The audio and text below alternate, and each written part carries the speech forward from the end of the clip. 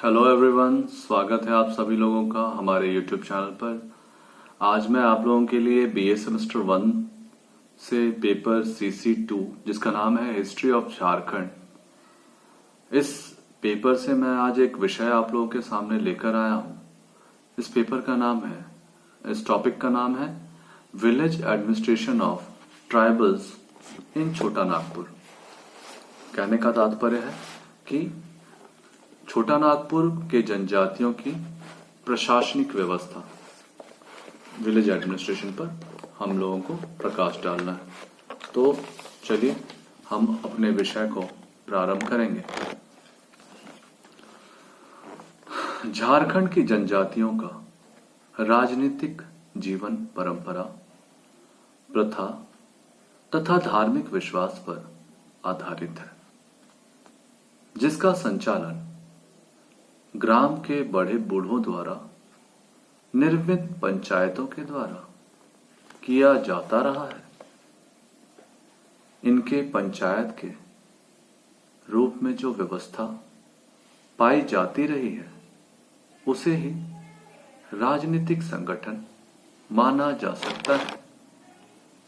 झारखंड की जनजातियों के बीच परंपरागत पंचायती व्यवस्था 3 स्तरों में पाई जाती है, जिनके बीच पारस्परिक समन्वय होता है। जनजातीय गांव प्रायः 1 से अधिक टोलों में विभाजित होते थे तथा प्रत्येक टोले के लिए एक पंचायत होती थी, जो टोला पंचायत कहलाती थी। टोले के बड़े बूढ़े व्यक्ति इसके सदस्य होते थे। जब कभी टोला में वाद विवाद अथवा लड़ाई झगड़ा या कोई सामाजिक समस्या उत्पन्न होती थी तो उसे टोले पंचायत की बैठक बुलाकर उसका निपटारा किया जाता था। इस टोले पंचायत का अधिकार क्षेत्र केवल टोले तक ही सीमित होता था। ग्राम स्तर पर पंचायत को हातू पंचायत कहा जाता था, जहां पूरे गांव की लड़ाई झगड़े या वाद विवाद तथा सामाजिक अपराधों की सुनवाई की जाती थी।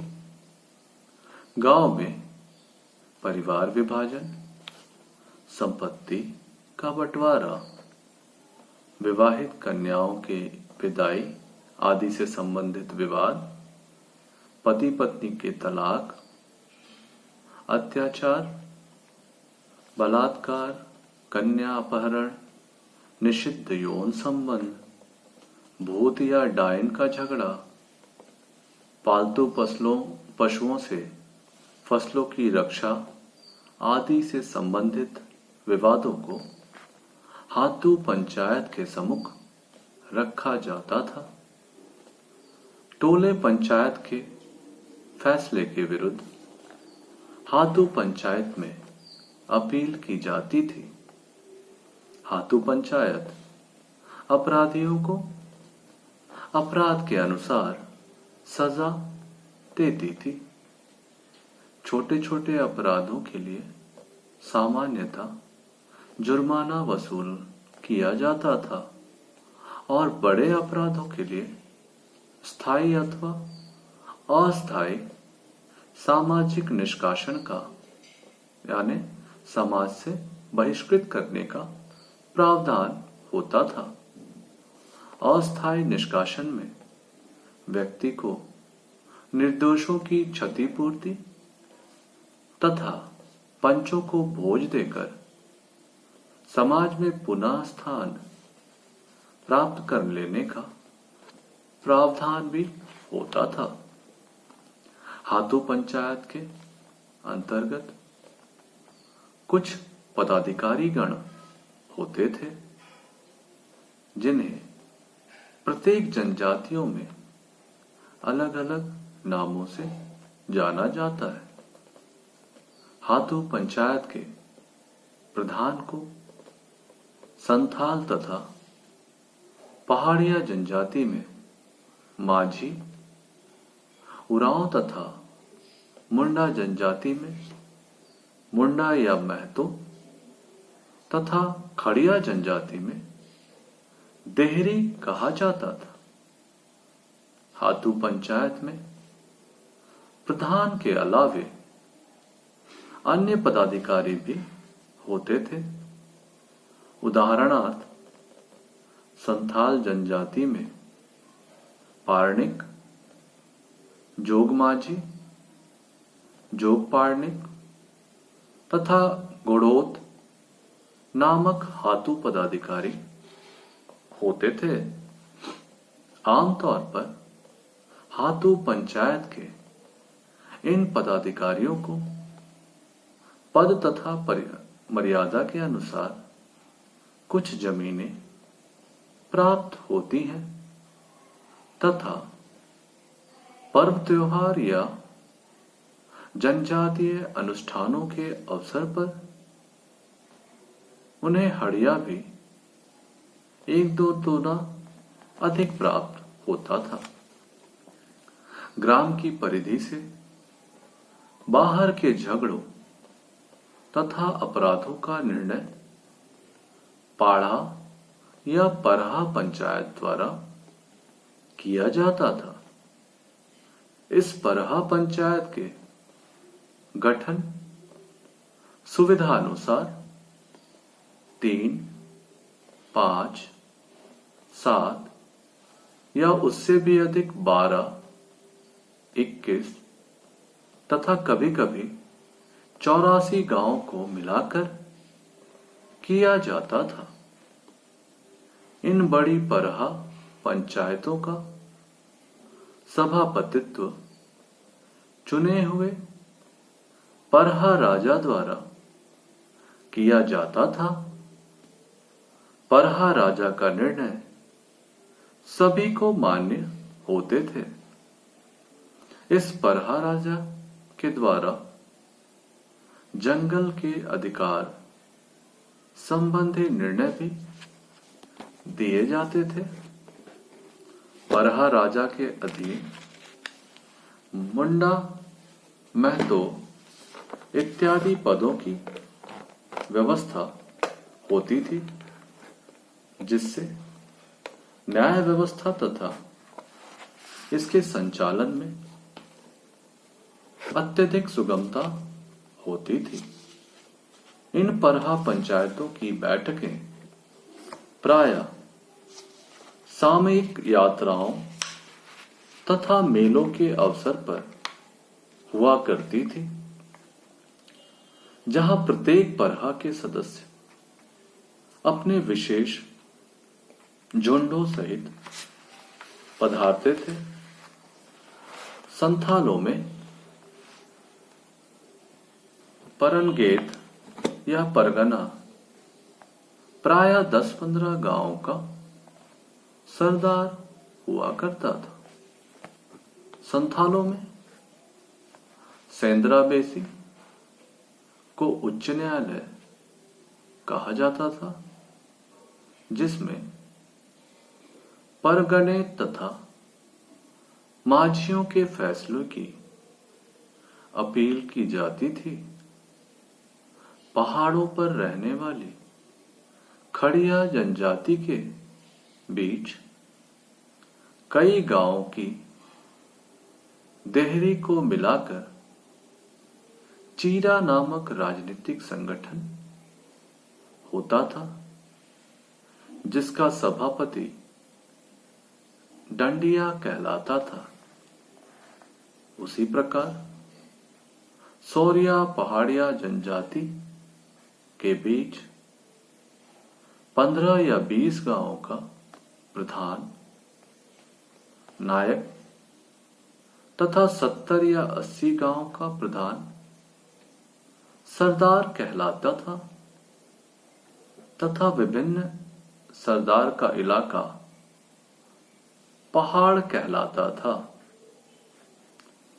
टोला, हातू तथा परहा पंचायतों के द्वारा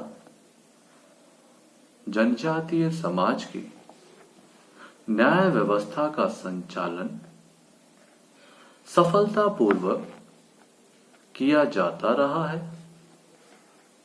किंतु जैसे जैसे बाहरी सभ्यता और संस्कृति की जनजातीय समाज पर प्रभाव पड़ने लगे हैं, वैसे वैसे इनका परंपरागत राजनीतिक संगठन छिन्न भिन्न होता जा रहा है। आज विशेष रूप से इन परहा पंचायतों की याद केवल सामाजिक यात्राओं तथा मेलों के अवसर पर जनजातियों द्वारा लगाए गए झंडों से की जाती है।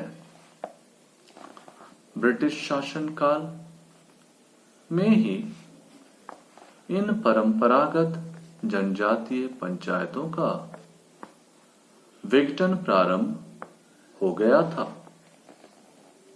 ब्रिटिश शासकों ने जनजातियों पर अपना आधिपत्य कायम करने तथा उनसे ज्यादा से ज्यादा कर वसूलने के लिए परंपरागत राजनीतिक व्यवस्था में काफी परिवर्तन किया।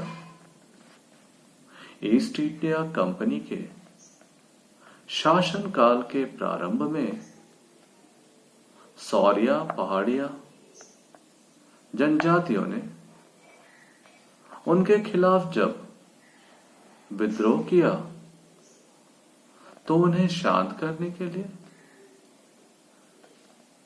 जो योजना कंपनी ने बनाई, जिसके अंतर्गत माझी तथा नायकों के प्रति मास 2 तथा 3 रुपयों की दर से वृद्धि दी जाने लगी।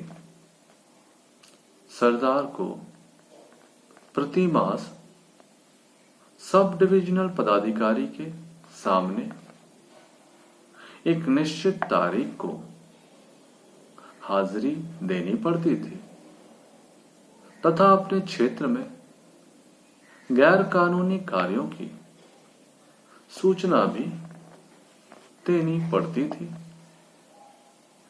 जब बिहार राज्य अर्थात जब बिहार झारखंड अविभाजित था में पंचायती राज लागू किया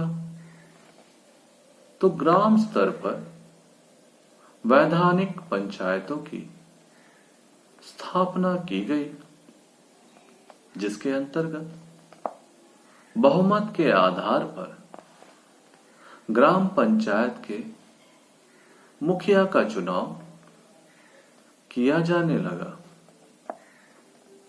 परिणामतः परंपरागत हातू पंचायत व्यवस्था पर इसका प्रतिकूल प्रभाव पड़ा। आज भी झारखंड के जनजातीय क्षेत्रों में परंपरागत हातू पंचायत का अस्तित्व है, परंतु उनका परंपरागत स्वरूप तथा उनके कार्यों में काफी परिवर्तन आ गया है। झारखंड के लगभग सभी जनजातियों की परंपरागत पंचायतों में हास के लक्षण उत्पन्न होने लगे हैं तथा धीरे धीरे व्यापक परिवर्तन की दिशा में अग्रसर हैं। जनजातीय लोग न्याय के लिए अब परंपरागत पंचायत की अवहेलना करके वैधानिक पंचायतों तथा सरकारी अदालतों की शरण भी लेने लगे हैं। ईसाई धर्म भी परंपरागत पंचायतों पर प्रतिकूल रूप से प्रभाव डालते थे। दरअसल ईसाई धर्म को अंगीकार कर लेने के कारण बहुत से जनजातीय लोगों का परंपरागत पंचायत से संबंध टूट चुका है। लोकतंत्रीकरण संरचना में प्रदत्त परिस्थिति की अपेक्षा अर्जित परिस्थिति की अहमियत बढ़ने लगी है। भारत के संविधान में 93 संशोधन के बाद पेशा अधिनियम बन जाने के कारण झारखंड की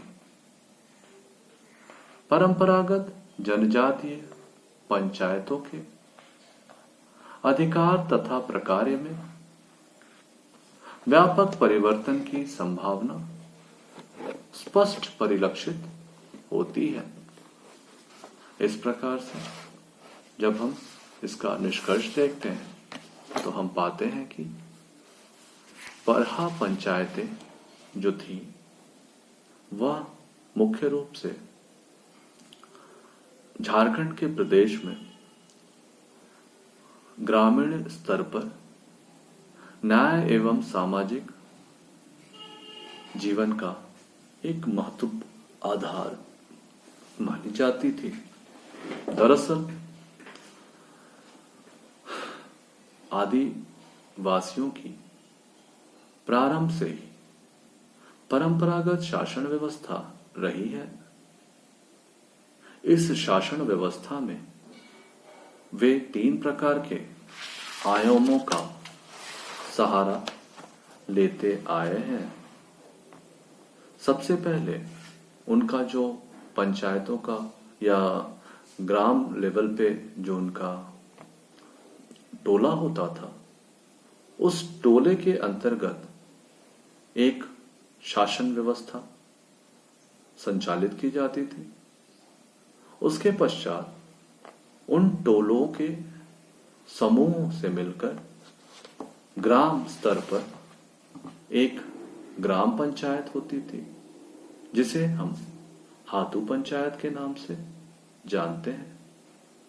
तत्पश्चात विभिन्न ग्रामों को मिलाकर एक परहा का निर्माण होता था, जिसे परहा पंचायत परहा व्यवस्था अथवा परहा शासन व्यवस्था के नाम से भी जानते हैं। यह व्यवस्था विभिन्न जनजातियों में अलग अलग नामों से जानी जाती है, लेकिन इनका मुख्य कार्य अपने अपने अधिकार क्षेत्रों में सामाजिक समरसता एवं न्याय आदि व्यवस्था को सुनिश्चित करना था, और इन्होंने काफी कुशलता पूर्वक इन कार्यों का संचालन भी किया।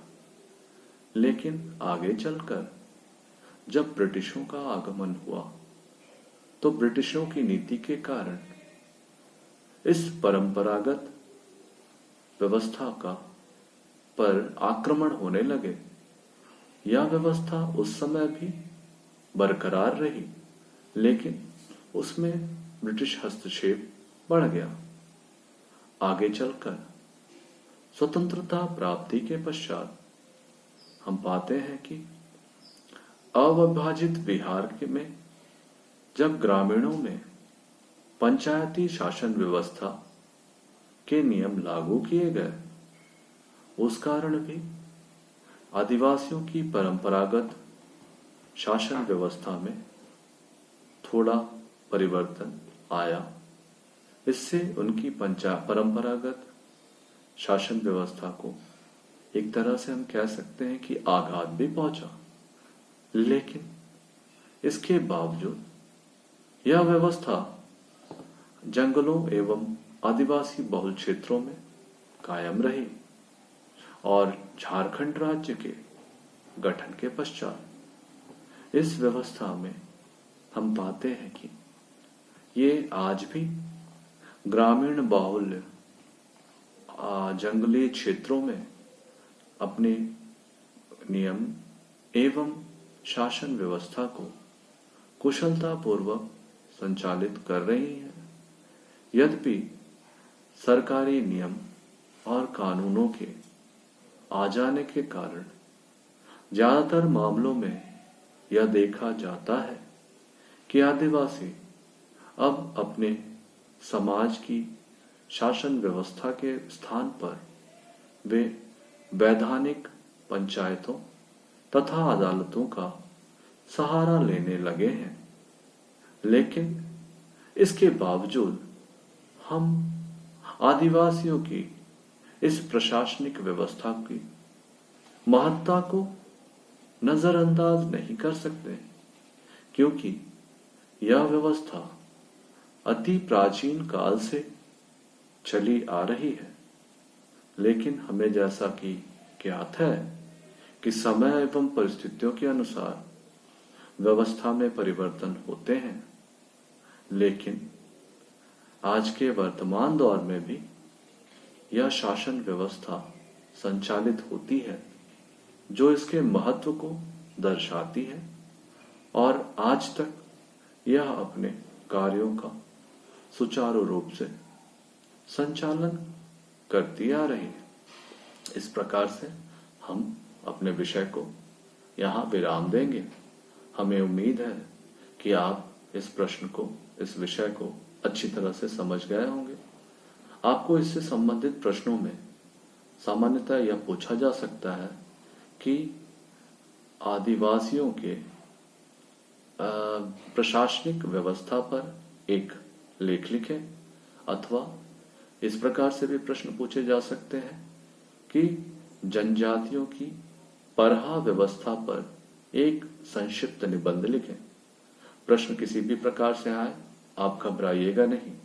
आप बिल्कुल शांत और सहज स्वभाव से इस प्रश्न का उत्तर करेंगे और जो बातें हमने आपको बताई हैं उन बातों की व्याख्या अपने शब्दों में करने का प्रयास करेंगे। तो आज के लिए बस मैं इतना ही। मैं अगली क्लास में एक नए विषय के साथ आपके समक्ष फिर से हाजिर होऊंगा। तब तक के लिए धन्यवाद।